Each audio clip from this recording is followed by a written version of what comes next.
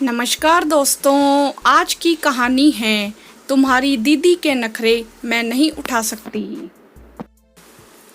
इस बार भी सलोनी दीदी को रक्षाबंधन पर बुला लेते हैं। राजेश ने अखबार में नजर गड़ाते हुए कहा। रिया चुप रही और चाय पीती रही। तुमने कोई जवाब नहीं दिया। राजेश ने फिर पूछा। तुम्हारी बहन के नखरे मैं नहीं उठा सकती।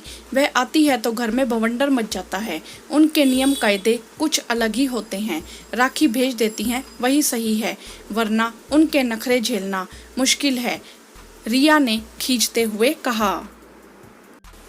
राजेश यह सुनकर चुप हो गया। सलोनी दीदी ऐसी तो नहीं थी, पर शादी के बाद बदल गई है। लेकिन रिया भी कुछ गलत तो नहीं कह रही है। सलोनी दीदी जब भी आती है तो रिया परेशान हो जाती है। मायके आना हर बेटी का अधिकार है, पर मायके आकर हर चीज में दखल अंदाजी करना और हर काम और चीज में मीन मेख निकालने से रिया परेशान हो जाती है। इसीलिए बहुत ज्यादा अपनी नंद को बुलाती नहीं थी। वैसे भी बेटियों का जोर माता पिता पर तो चलता है और भाई भाभी उनके नखरे नहीं झेलते हैं। राजेश अपनी दीदी से 3 साल छोटा है। सलोनी की शादी भी जल्दी हो गई थी, इसीलिए वह घर गृहस्थी में व्यस्त हो गई थी। ससुराल में उसे नियम और कायदे में रहना होता है। तीनों नंदों की तानाशाही वह झेलती है। सलोनी की नंदे जैसा व्यवहार उसके साथ करती थी, सलोनी वैसा ही व्यवहार रिया के साथ करती थी।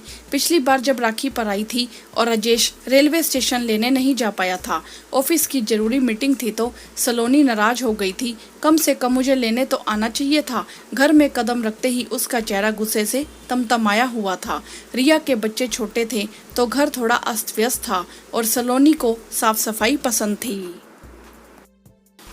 उसने राजेश को सीधा कह भी दिया कि तेरी पत्नी को घर व्यवस्थित रखना भी नहीं आता है। कोई मेहमान आए तो घर ऐसा फैला नहीं होना चाहिए। रिया ने कहा, दीदी बच्चे छोटे हैं और घर फैला देते हैं, फिर आप तो घर की हो, मेहमान नहीं। यह सुनते ही सलोनी झेप गई और वह बोली कि नंद की किसी बात को काटते नहीं हैं। यह रिया तो मुझे जवाब दे रही है, मेरी नंदों के आगे तो मैं कांपती हूँ, जरा भी जुबान नहीं खोलती। सलोनी ने नाराज होकर कहा तो रिया चुप हो गई। रिया ने खाने में 2 तरह की सब्जियां, सलाद, रायता सब बनाया था, पर सलोनी खाने में भी मीन मेख निकालती। मेरी नंदे आती हैं तो मैं कई तरह की वैरायटी बनाती हूँ, किचन में ही लगी रहती हूँ, और भाभी ने तो मुझे 2 सब्जी में ही खाना परोस दिया। रिया फिर से चुप हो गई। आखिर छोटे बच्चे के साथ आप ज्यादा कुछ रसोई में बना नहीं सकते हो। सलोनी दीदी की टोका टाकी चलती रहती थी। चादर सही नहीं बिछी है, इसमें सलवटें हैं, कपड़े अच्छे से प्रेस नहीं हैं, तुम लोग ब्रांडेड कपड़े नहीं पहनते हो, खाने में ज्यादा वैरायटी नहीं बनाते हो, कुछ भी खा लेते हो। रिया तुम्हारे घर मेड नहीं आती। रिया सलोनी के आने से मानसिक रूप से ज्यादा परेशान हो जाती थी। रक्षाबंधन का दिन भी आ गया। सलोनी ने राखी से टैग नहीं हटाया, जैसे कि वह जताना चाह रही थी कि वह कितनी महंगी राखी लेकर आई है। राजेश और रिया ने अपने बजट के अनुसार लिफाफा दे दिया। यह देखकर उनका और चेहरा उतर गया। राखी के दिन जो खुशी चेहरे पर आनी चाहिए थी वह नहीं नजर आ रही थी। सलोनी दीदी अच्छे परिवार में ब्याह कर गई थी, जबकि राजेश की सामान्य सी नौकरी थी, बस घर परिवार चल जाता था। माता पिता का एक दुर्घटना में निधन हो गया था और दोनों भाई बहन ही रह गए थे। राजेश भी निभाकर चल रहा था। आखिर जो भी है अब दीदी ही है, कैसी भी है इस संसार में मेरा कोई अपना तो है। मैं सलोनी दीदी को बुला लेता हूँ, वो राखी के लिए आने को आतुर होगी। राजेश ने फिर से कहा। रिया ने भी मौन स्वीकृति दे दी। राजेश ने तुरंत फोन कर दिया, दीदी राखी पर इधर आ जाइए, साथ में त्योहार मनाएंगे। सलोनी ने हाँ भर दी। नियत समय से पहले ही वो घर पहुंच गई। अरे दीदी आप, मैं तो आपको लेने ही आ रहा था।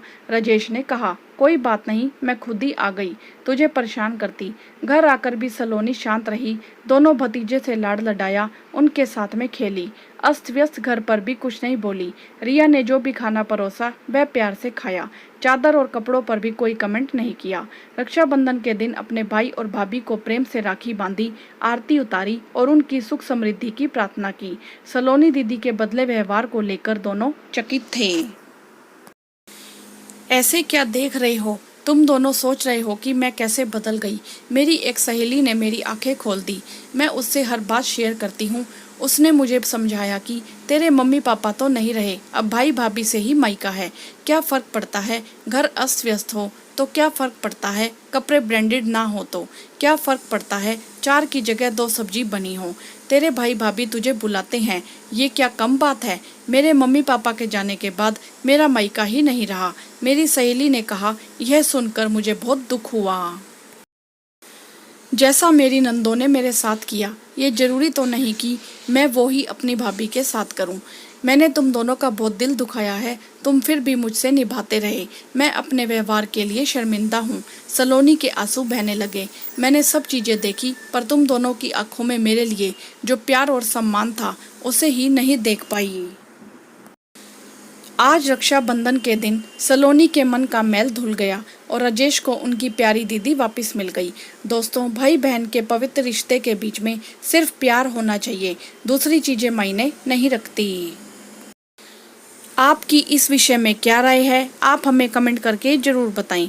वीडियो को लाइक करें, शेयर करें और चैनल को सब्सक्राइब भी करें। धन्यवाद।